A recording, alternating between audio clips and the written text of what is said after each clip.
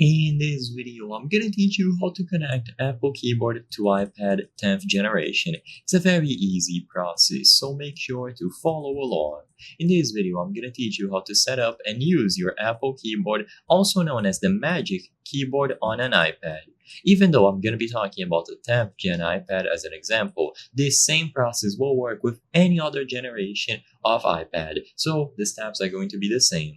You will be primarily connecting this keyboard to an iPad with Bluetooth.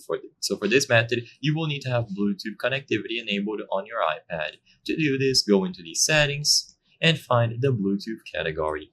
Once you go inside of Bluetooth on the iPad settings, you can double check to see if it has been enabled.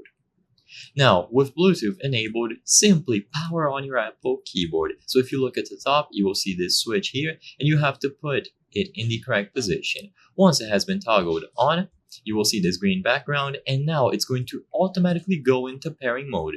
If it doesn't go into pairing mode like this, you might have to do a particular combination of buttons depending on the model that you have, so check the manual.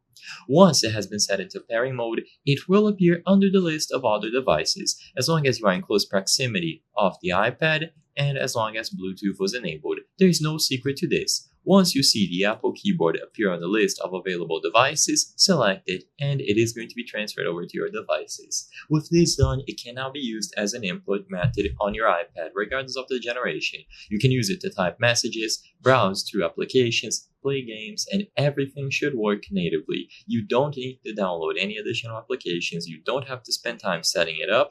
As long as you connect it using Bluetooth, you will be good to go.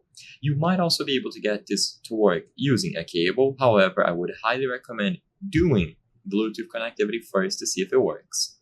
I hope I was able to help you on how to connect Apple Keyboard to iPad 10th generation. If this video helped you, please be sure to leave a like and subscribe for more very easy tips. Thank you for watching.